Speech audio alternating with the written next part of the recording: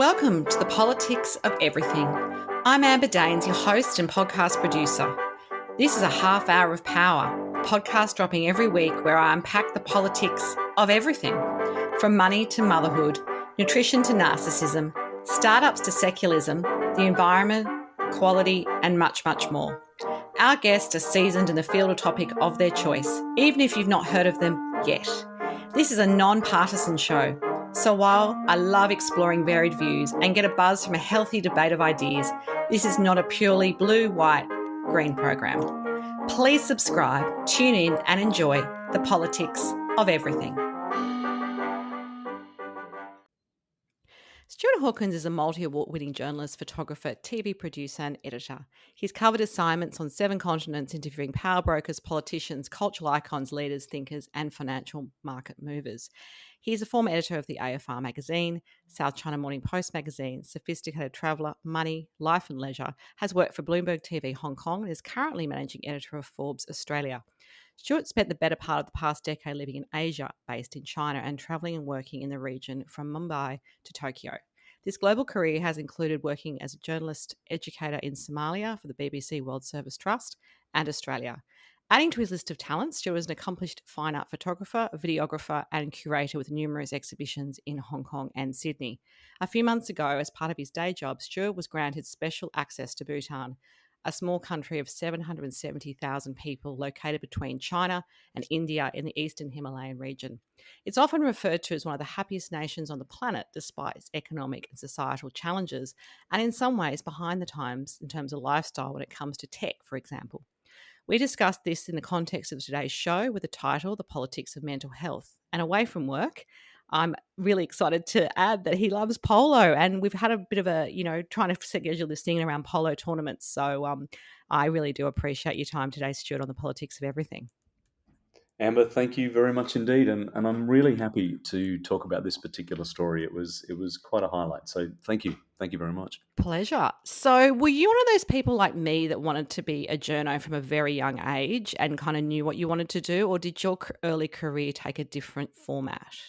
No, I'm like you, absolutely. I think I spent a lot of time reading Tintin comics and Asterix and Obelix as well. I was a huge fan, but the possibility of becoming an ancient Gaul or an ancient Roman wasn't exactly realistic. So Tintin, he had this amazing job. He got to travel the world. He had a really cool dog called Snowy, and he never actually did any work. He never filed a story, to the best of my knowledge.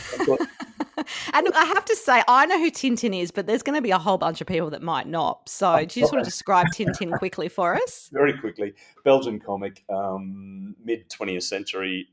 He was a skinny English kid. He had a little white dog called Snowy. His best mate was Captain Haddock, and they I love this detail. They went to China, they went to India, Africa, all over the place. I think they even went to the moon at one point.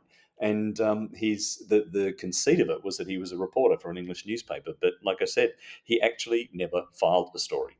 So I thought that's a great job if you can get it. Absolutely. Well, you've obviously made journalism your own, and you've got obviously a multiple, generational career, but also just, the fact that you've still been in journalism despite all its disruptions, hats off to you. So I think it's great that some people are lifelong journalists, and that's definitely what your story has been so far. The idea of a gross national happiness index has been around for some time. I've read some stories over many years about this concept. How have you come to understand it versus that traditional GDP or gross domestic product figures that I guess wealthy nations like us in Australia, maybe our listeners in the US, Singapore, wherever they may be, would be probably more familiar with? Yeah, good question. It's not as simple as it appears on first viewing. It's a complex idea, and it's also open to a lot of interpretation, mainly because it's not an empirical index. It's not like GDP, which is based on consumption, expenditure, capital formation, inventories, exports, imports, that kind of stuff. It's based on survey data. So that's going to be subjective. You can't rack it up on a spreadsheet. You can't say the numbers never lie, because it is based on people's feelings, their reactions, their emotions. Now, the important point here is that it's not any less relevant or powerful. It just represents a different way of seeing the world. It tries to take into account people's contentment, their satisfactions, those intangibles that ultimately are very, very valuable and very important to a sense of happiness. Um, the another thing to note, though, when we're talking about it in the Bhutanese context, is that it's not that the Bhutanese don't measure GDP; they do, and they're as concerned about it as we are. But they give the happiness index equal weight. So I suppose, in the crassest of terms, their mental health index is as important as financial or physical health in that context. It's an adjunct rather than an instead of index. Right. Yeah, no, that does make sense. And I think most people would understand what you mean by that.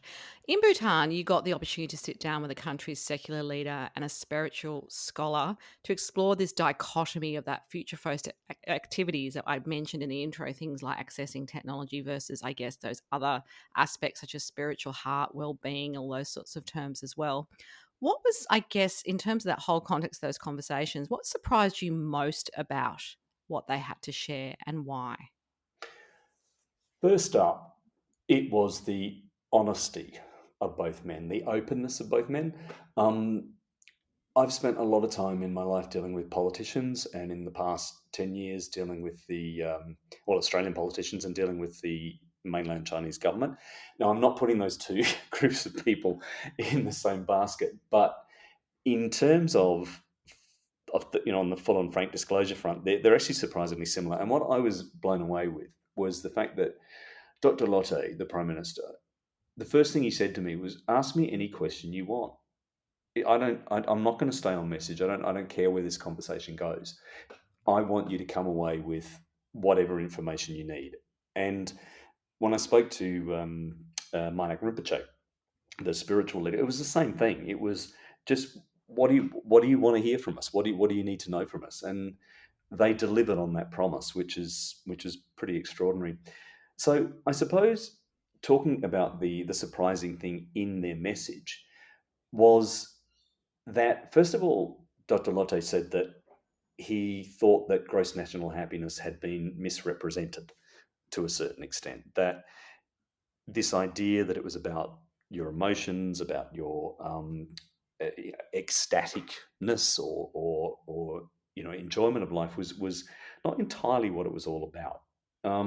He said, and look, his words were better than mine. And if you don't mind, I'll quote him here. Sure. He said, "It's how peaceful you are, how content you are, how settled and how at home you feel wherever you go, how you reason out life, how you want to do more with less. These are values.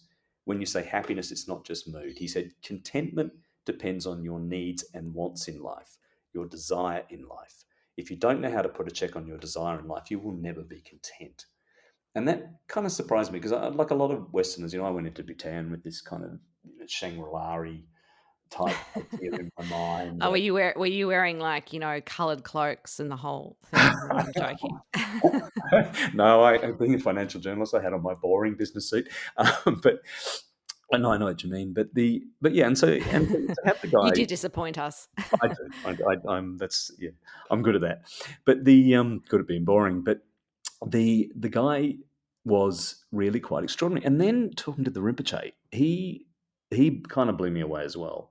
And I think what was surprising about him was, when we were talking about this whole gross national happiness thing, was he's saying it's up to you. It's up to the individual. You need to find this within yourself. That it's not necessarily up to other people to do this for you. You needed to realize something within yourself. That, I suppose, it's that contentment that Dr. Lotte was talking about, that peace, and how you find that. So it was interesting. It wasn't so much saying, "We, the government, we, the religious leader, will tell you how you're going to Yeah, be happy." here's the path to Here, spiritual yes, enlightenment or here whatever is it might be. here Yeah. is the dictatorial path. No, it's, here is the information you need. Absorb it, analyze it, think about it, and work with it within yourself. And I think that was the surprising message, I think. We know in Australia there's obviously a mental health crisis. Many people have called it that. It seems to be never ending. The statistics on suicide and self harm are increasing. And obviously, things like social media, access to technology have a role to play, especially for younger people who, there's just so much content and things on there which they're exposed to.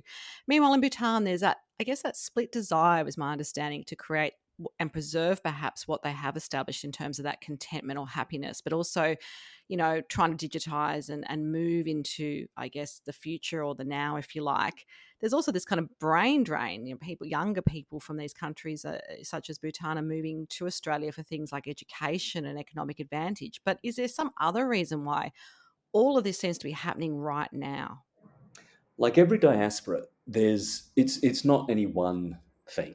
Yes, it's for education. Australia has really good schools. We do. It's true, and we've had a very long diplomatic relationship with Bhutan, so that we in Australia actually enable Bhutanese students to come here. There are some quite advantageous immigration policies in that respect, and yes, it's for economic reasons too. The one thing I really need to stress, for all its charm, for the beauty and the peacefulness and everything of Bhutan, it's a very poor country. It's got a GDP per capita of about $3,200 a year. I suppose the best way to put it, life is kind there, but it's tough by Western standards. It really is. And once you've been educated and you realize that there's more out there, then there's a real sense, I think, that people then want to experience that. I mean, if you look at Aussie kids, I don't know if you did it, but I certainly did. As soon as you get some cash in your pocket, the first thing you do is go offshore. Absolutely. Yeah. I moved to Hong Kong at 21. Yeah, exactly. And you want to experience the other. And I naively, I suppose, as a young man, I was in awe of the rest of the world. These, to paraphrase, the golden lands of opportunity and adventure. And I spent more than a decade living overseas because I needed and wanted that broader experience. I craved that excitement and craved that broader picture, that worldly view. And I don't think Bhutanese kids are any different. And in a way, given the Buddhist teaching that they receive and that outward looking process, I think their reasons for looking outward are almost more compelling than ours.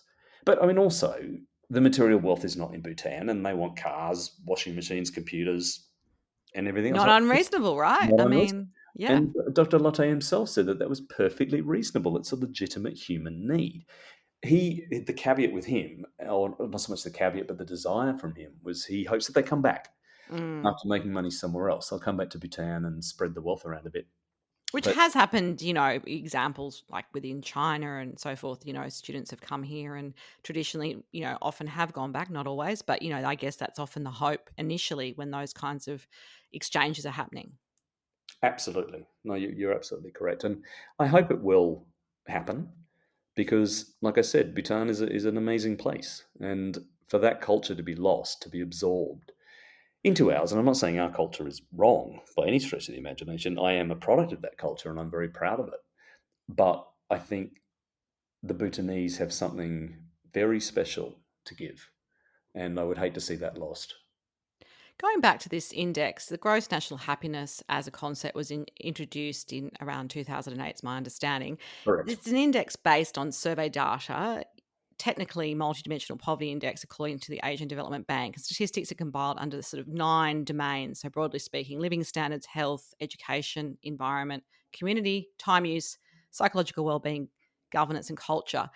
Do you think that's benefited the way which we are viewing Bhutan? Like, obviously, you've been there and you've had your experience, but from the outside, obviously, you can probably put that a bit on a pedestal and even with the economic disadvantage, go, well, why? And you've alluded to the contentment piece, but I suppose, was that something that was always the case, or do you think that's kind of been highlighted because we now have this framework around it? We, as Westerners, and particularly as Western journalists, we love our headlines. We love our quick 30-second grabs. And the 30-second grab on Bhutan is its Shangri-La, as we said before. It's carbon negative. When you visit, everyone's friendly and nice. Even the food's good. Um, there is a much more nuanced and complex story. The lived reality is different to the travel brochures by a very long way. It's really hard to make a buck in Bhutan. It's hard to day to day feed your kids. Not they don't have school fees, but that's more complex. But it's you're not going to amass personal wealth in that country.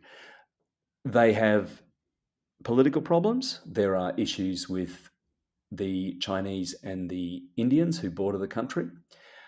Dr. Lotte was reticent to talk about that, but there are tensions there. He was trying to talk them down, but they do exist. There's also the issue of political prisoners, which has been going on for at least Mm, 3 decades. yeah, we can't overlook these sorts of We things, can we we? cannot. You absolutely cannot. I don't want to talk about them in detail because I'm not backgrounded on them, and I Yeah, don't want to do anybody in a disservice. But these issues are there. It's not perfect. It's not by any stretch of the imagination. They are human.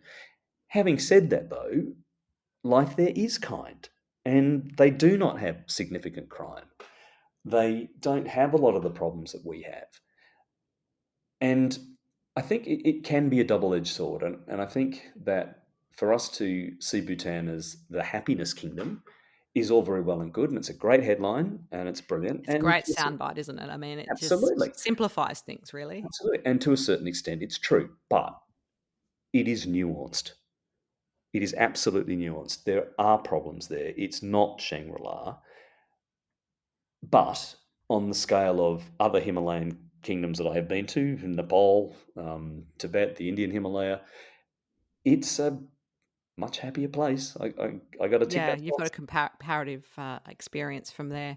Look, obviously, neither you or I are psychologists by training, so we just want to give that caveat before we get stuck into this. But mental health, if that was something that was part of our measures, whether that be, I don't know, part of our GDP or other, economic and well-being frameworks, I wonder what it might mean we might do differently in, say, Australia or the UK or other countries as well, from your perspective, to be more sustainably happy or content. Is there I think there's this kind of these conversations around it. I'm seeing a lot of stuff at the moment being written about, different measures of wealth, if you like, other than what's in your bank account. But I suppose it does seem a little bit woke and not necessarily mainstream, but it could be something we could look at perhaps. I was wondering to get your thoughts on that.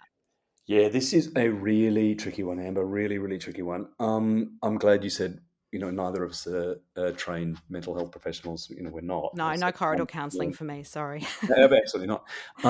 But okay, and I must stress this is a personal opinion. Honestly, Absolutely. And that's what I'm asking for, I yeah, guess, in this question. no dramas at all. But I don't know whether Australians, on the whole, actually want to change the status quo. I could be absolutely wrong, but we're rich. We're very rich on a global level, on a global comparison. We complain and we moan a lot, but we have pretty much more material wealth than any other group of people on the planet. However, having said that, we're not happy. And as a Spanish friend pointed out to me a while ago, he said, "Look, Australians are they're really happy to be friendly. They're amazingly friendly, and they have a global reputation for it. But he found it very difficult to build a real friendship when he was here. He says that they're friendly, but they don't open their hearts. They don't Isn't that open themselves up." interesting? And Yeah. I thought about that, and I thought, well, dude, I She get a bit defensive there, Stuart. I got a bit defensive here. I thought, no, I'm not like that. I consider that I wear my heart on my sleeve. And he said, well, yeah, I mean, you do, yes, you personally, but and then I started thinking about it. I thought, yeah, you're actually not wrong. I don't think you're 100% right, but you're not wrong in a certain level of social interaction that goes on here. I suppose that maybe if we swing back to the guy who actually does know about this stuff, Peter Baldwin. Now he's a policy guy with Sydney's Black Dog Institute, and I spoke to him as part of the article as well. And he's pushing the Australian government to be much, much, much more proactive in adding measures that look at our psychological needs, working out policy that might help and fix it. But his thing was inequality. He said that it's one thing to say we're the richest people on the planet. We are by a number of measures, but that wealth is not necessarily distributed equally. So while there's a kind of a subset of Australians that are what was that expression they used a few years back? The worried well. There's a whole bunch of us who Wow. are actually doing it bloody tough. Yeah.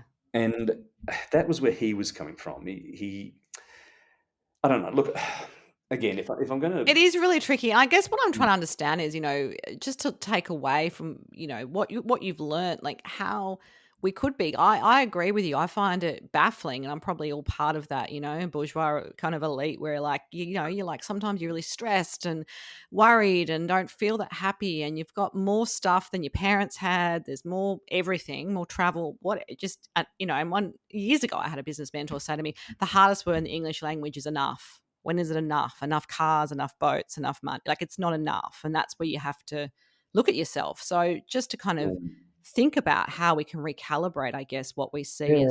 success even. Can I make a really quick point on that? Sure. This is a personal observation, but I think, having spent a lot of time with the that Mahayana Buddhist philosophy, that we as Australians have it's a little bit of a vacuum when it comes to examining and understanding ourselves. I don't think we like We're not particularly. comfortable with it, I don't No, think. we don't like delving into our hearts. We'd rather watch footy. I know that's a generalisation. It's a terrible generalisation, but Or that's polo, depends on your polo. thing. Yeah, that's right. I'm glad you mentioned that. Anyway, but I think we also don't tend to separate our wants from our needs. I think there's a sense of entitlement in Yeah. us. I deserve, I should have, I'm just wondering, thinking out loud, whether we're not taking enough responsibility for ourselves and for our own happiness. Yeah, Don't absolutely. know. We can just leave that dangling in the air for the audience to marinate on as I move into our next question. Sure, no worries. And we've seen a massive decline in the past few decades, obviously, things like organizer religion and church memberships, which I've even within sort of some of the corporate comms work I do, a lot of leaders will talk about the fact that the sense of belonging is workplaces now and career and all that sort of stuff became the new church, if you like, in the past 20 years. It's a lot of our identity as Australians and a lot of people in Western society would be similar. Obviously, the Bhutanese are largely Buddhist, is my understanding, and the Dalai Lama espouses that the prime purpose in life is to help others. So I think it's kind of a hard one because we've talked about the sense of responsibility as an individual to be content, if you like, it's all on you. But at the same time, I do sometimes feel like community mindedness and being outward looking actually creates, I know for me personally, a sense of more inner happiness and purpose than winning a million business awards or, growing my business and having money in the bank sometimes. Is it too simplistic to think that that could help us? I mean, what's your view on that? I Without wanting to be religious about it. Like, it's not about where you belong religiously, but just the mm, idea of what we define as, I guess, our purpose and we seek contentment from.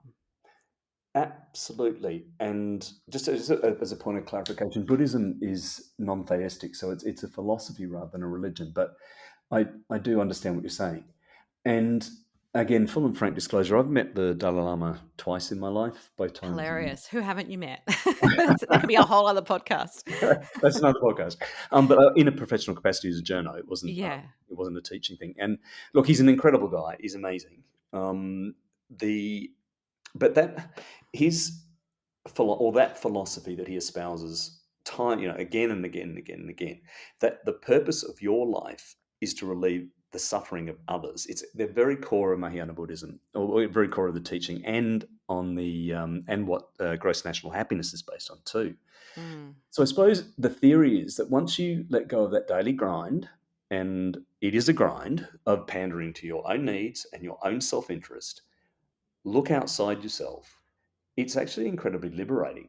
I Um, agree. I just think there's just so much to be said for that. And that's sort of, I've touched on it recently in another episode of the Politics of Everything with a writer, Lucinda Holdforth, who's written this whole thing about, our individualism, our ideology kind of failing us for the 21st century virtues. And this whole idea of my truth and how I feel and my individual rights have kind of overtaken. And, there's not going to solve climate change if we just worry about individual rights, for example, or some of the big stuff that we're facing in the next generation or now. So I think I've just been marinating this idea for a while that, yeah, sometimes it's about the other.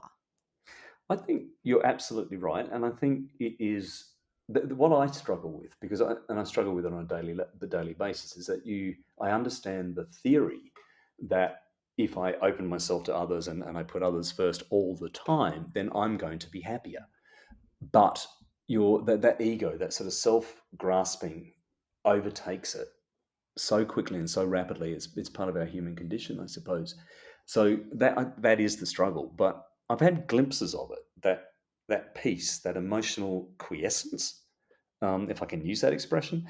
And then when you feel a bit of that, and it's yeah, actually, this is really liberating. This is really peaceful. This is good. So yeah, it's a difficult concept, but I think a really important one. Changing tack a bit, I have a few questions I ask all my guests, including the opening question and now our final few questions. What, Stuart, has been the best piece of advice? It doesn't have to be work related, but just life advice even that you've been given, and why has it really stuck with you? Yes, it was more. It was a bit tangential. It was a teaching. I was in my 30s. I was climbing in the Himalayas. My life in Australia had gotten a bit messy, well, a lot messy. So I needed to run away for a bit, and I was lucky enough to be invited for some teaching with a chap by the name of Geshe Yama, who he escaped with or at around about the same time as the Dalai Lama back in 1959. And I said to him at the end of the teaching, "Look, can you give me a blessing to keep me safe?" And he said, "No, I'm not going to do that." And I thought, okay, happy days. I mean, that's a pretty big rejection there, isn't it? Thanks, Okay, pal. great. That's nice. He goes, "No, I'll give you a long life blessing." Okay, yeah, all right. Well, that'll do it, I suppose. And it took me years to work out what he was getting at with this. And I think again, this is tied up in a fair amount of Buddhist philosophy, but he was willing me the time to live out my karma, to live out my suffering, to live out my samsara, in the hopes that I would gain some insight into it. Now, it was a fairly kind of hardcore thing, but at the end of the day, the message was acceptance, understand that shit happens, most of it's your fault, so fix what you can, accept what you can't. But the good stuff happens too, and most of that Yeah. comes from you too, so accept that as well. That's great. I like that.